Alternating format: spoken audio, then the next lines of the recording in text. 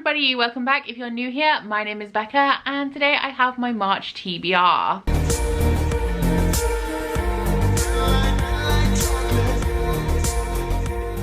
We're not doing Bookopoly this month. I'm putting it on pause for March because I'm playing catch up on a couple of things. I have some stuff that I need to read. I'm not burnt out on fantasy. I'm in this weird mood where I want to either read really epic, intricate fantasy or something that isn't remotely fantastical at all. So outside of the stuff that I'm reading for various reasons, I want to read right now a whole ton of contemporary romance and also thrillers. That is what I'm being pulled towards. So it's been a long time since I've done just a standard normal TBR without Bookopoly structure in it, so I feel really rusty right now. But I'm going to be structuring this video based on weeks, so I have at least 2 books for every week throughout March, and those are the books that I'm planning to read in those weeks. Obviously it might change, I may swap books out, I may run over, I may wrap up quickly. We'll see how it goes, but that's kind of the way that this video is gonna go. While I'm not doing Bookopoly this month, I have done one roll for my patrons, which we'll get to in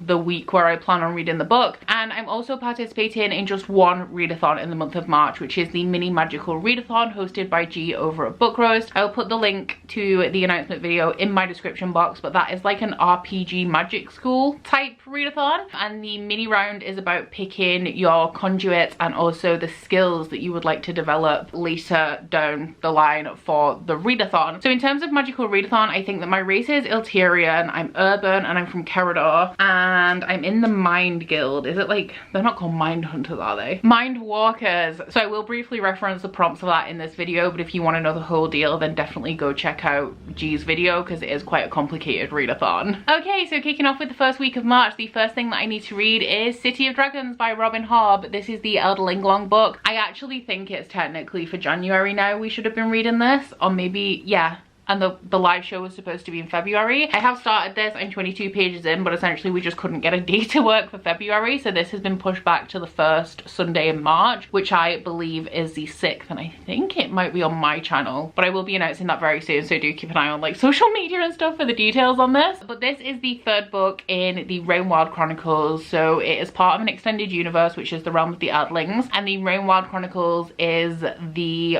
4th series in this extended big series. In this one we are following a group of humans who are supposed to be looking after a group of dragons. The surrounding community were tasked with looking after these dragons, but the dragons are getting a bit destructive and restless as they grow older, and the humans have had enough of them, and the dragons have kind of had enough of being not trapped but tied down to this one place. So the community puts together a group of people who are like the misfits of society to move these dragons on to another location. I did get 22 pages into this and then I put it down because House of Sky and Breath was released, and also when we figured out that the live show was going to be pushed back to the beginning of March, I decided to put this one on the back burner until a little bit closer to the live show date. But this will definitely be the first book that I'm reading in March. And this one was a gift from Catherine, so thank you very much, Catherine, for that. I then have my Patreon pick left over from February, which was Rage of Dragons by Evan Winter. This one was Harry's pick. I just didn't have time to get to it. When you see my February wrap up, I didn't read a large amount of books, but the majority of the books that I did read were really thick, and this is just a thick one that I just did not have time to get to, so I'm gonna knock it out right in the beginning of the month. This one is an adult fantasy. I don't know too much about it yet because I haven't started the series, but it's set in a world where something like, is it 1 in every 1,000 women can turn into a dragon, and 1 in every like 100 men has the ability to harness the super strength of a dragon or something like that. And I think the bulk of the plot is a revenge plot. I'm not sure what the main character is seeking revenge for, but the main thing I hear about this book is that the main character is really angry and makes a lot of stupid decisions. I have heard excellent things about this series though, so I am excited to get into it. And I think the 2nd book to this is out, but I think was it supposed to be a trilogy, and now there's going to be 4. So I'm sad that it's not a completed series because I feel a lot more comfortable these days reading completed series, but I've heard excellent things, so I'm excited to try it. My first book for the 2nd week of March was selected by the Bookopoly board and my patrons, so let's get into that roll. So in February we ended on Community Shelf. I have Hannah's joining us today. First roll. Is he 7? Which is a romance. and we landed on romance, which worked out really well because, as I said, I want to read a ton of contemporary romance. And I also said in a vlog a couple of weeks ago that I was going to do a week-long contemporary romance vlog, so this just pretty much lined up perfectly. But as usual, I gave my patrons 4 options. The first one was Undercover Bromance by Lissa K. Adams. The second one was The Bride Test by Helen Huang. The third was It Happened One Summer by Tessa Bailey, and I've never been more mad that a book isn't yellow. And the fourth one was The Donut Trap by Julie Tu. So the poll really surprised me. I expected these two to be duking it out for first place, but we'll go in reverse order just because I'm shocked at how this worked out. In last place we had The Bride Test. Did not see that coming. Then we had The Donut Trap. Fair. Then we had Undercover Bromance. Did not anticipate this being in second place. And the winner of the poll with like over 50% of the vote was It Happened One Summer by Tessa Bailey, which I'm actually kind of happy that this won, because I was going to try and work this into my week of contemporary romance anyway. But this one was a gift from Lamia, so thank you very much, Lamia. And the reason why I wanted this one is because Aaron from Booked and Busy told me that I'm going to love it. So this is the first book in the Bellinger Sisters series. It is a grumpy sunshine romance, I think, between a party girl and a sea captain, and I've heard amazing things about it. But the reason why I definitely wanted to read this anyway is that I recently received an arc of Hook, Line and Sinker by Tessa Bailey, so I wanted to read this one. I mean, it's a series of standalones, so it doesn't really matter, but I thought while I had them I may as well. And this one is the second book in the Bellinger Sisters series, so I'm assuming that the two main characters are sisters, but also I think they're all fisherman romances. And this one is between a crab fisherman who's like a bit of a playboy, and he tries to charm Hannah Bellinger. However, she actually likes his personality and wants to be friends, and he doesn't want to push his luck, he doesn't want to ruin their friendship. So I think it's like a friends to lovers with like a ladies man kind of character, and I'm real hyped about it. I do plan on reading more romance in that week. These three are definitely contenders for the other one that I pick up. This one was also sent to me by Harper 360, so I might read this one as well. But another possibility is The Hating Game by Sally Thorne, because in the UK the movie's just come on to Amazon Prime and I would quite like to watch it, but I do want to read the book first. The next week is the Magical Readathon week, and it is also the week that I'm going to be doing my Unhaul project, because the prompts on Magical Readathon are really varied. I'm aiming for 2 prompts as a minimum, and then I will work my way through some more of the skills if I complete those 2. I like to do the Unhaul project with a little bit of direction, because you know, all of the books for the Unhaul project are ones that I'm quite unsure about, so I'm obviously reluctant to pick them up a little bit to start off with. So I do like the direction, but I've picked 2 for now with the 2 prompts that I definitely want to complete. The books for these could change because I like to mood read a little bit when I'm doing the Unhaul project, but the first prompt that I'm fulfilling is for my Conduit, and I'm going for the one that's exclusive to the Mindwalkers, which is the Dagger, and the prompt for that is to read a standalone. And I said I wanted to read some thrillers, and for some reason I'm really drawn to this one at the minute, and I have no idea why, but that is Big Little Lies by Leanne Moriarty. I mean, I guess if I read it I can then watch the show. I don't even really know what this one is about. I don't know a lot about the types of thrillers and what makes them certain types. I would hazard that this is a domestic thriller.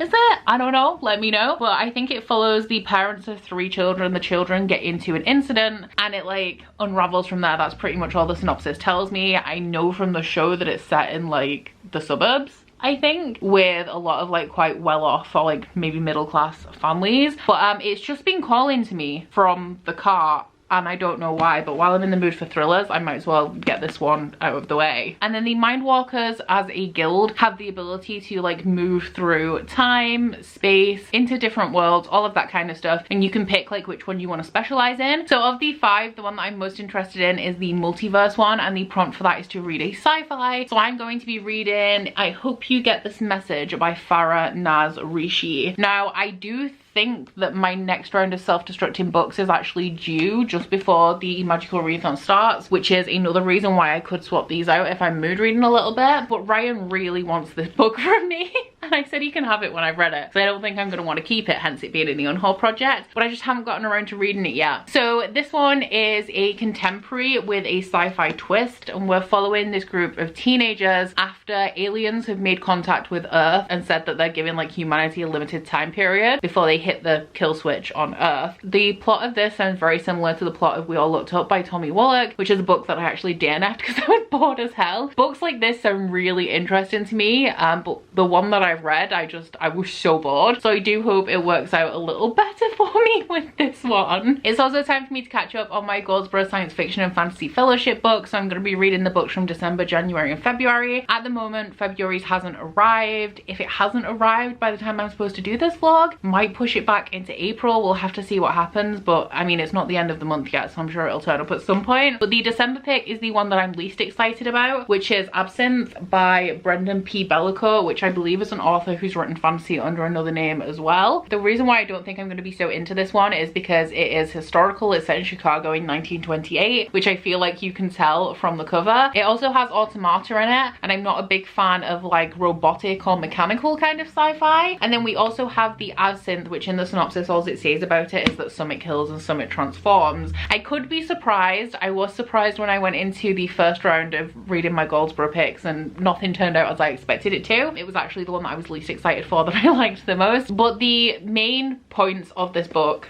are not doing it for me. The only thing that sounds interesting is the Absinthe itself. The January pick was Age of Ash by Daniel Abraham, who is half of James S.A. Corey, who writes the Expanse series. Did not know that they were two people until I got the email about this book, and also did not know that Daniel Abraham has written quite a bit of fantasy. But this one is set in a city called Kithamar, which is a center of trade. It's also an ancient city, and our main character is a thief whose brother is murdered, and she is seeking answers as to why somebody killed her brother. The one that hasn't arrived yet is the February pick, which is Justice of Kings by Richard Swan. This one is a debut fantasy. It's an adult epic fantasy again, and it follows a guy called Conrad von Walt, who is an Emperor's Justice, so essentially a detective, judge and executioner all in one. And then I'm actually going to go to what Aaron from Booked and Busy told me about this book, because it makes a lot more sense to me without context than the actual synopsis does. But Aaron said that it's a character telling their life story, and it is about a powerful traveling magistrate told from the POV of the young woman that was his clerk when she was a teenager. And then while there isn't another week left in March, there is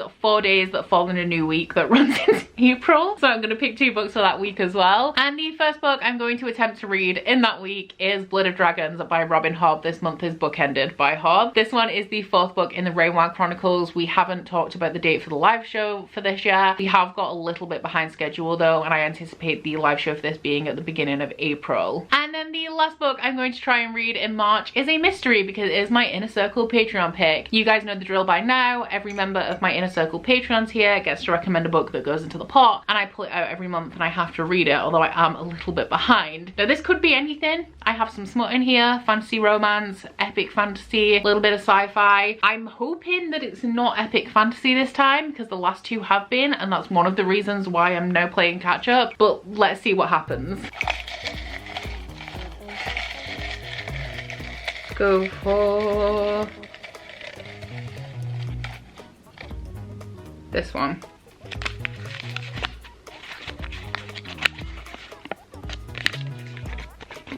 What does that say? Zodiac Academy. And this one is Stefana's pick.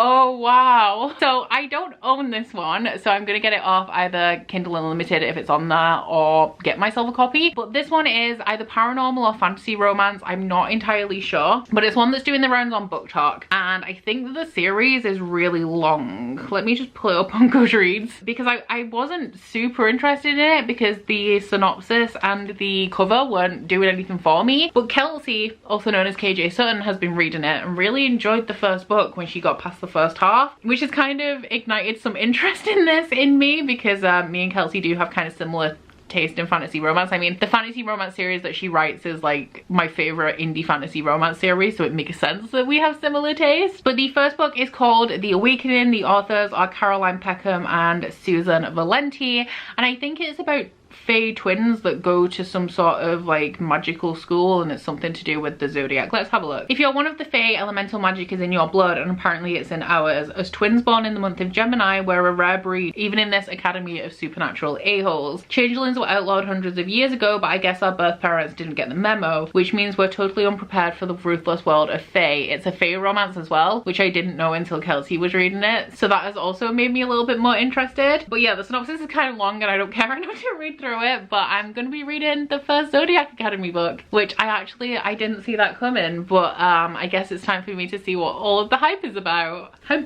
big is that book? 411 pages, so it's not enormous, but it's not small either. I only have 2 books under 400 pages on this entire TBR, and that is the contemporary romance, and they're only just under as well. Okay, So this is my March TBR. I said in, was it my goals video where I was talking about it, how I wanted to ease off on Bookopoly because I wanted less pressure. This is what happens when I build my own TBR without Bookopoly. Bookopoly TBRs are easier than this. So as well as this stack, we also have Justice of Kings, which is still to come, and also Zodiac Academy. And I also said I plan on reading more than just these two when I'm doing a contemporary romance vlog. So at the minute, my TBR is at 5,045 pages, which is more than I've ever read in a month, which breaks down to an average of 162 pages per day. I'm not gonna do it. I mean, the last two books I did say can leak over into April, which is Zodiac Academy and Blood of Dragons. So I do have a little bit of leeway, and of course I don't have to read any of these. I can mix it up if I want to. I will say that I don't have any social obligations in March. In April, I have a ton of plans and I'm going to a ton of places, but the only thing that I had on for March was the Angels and Airwaves tour, and it's been cancelled. So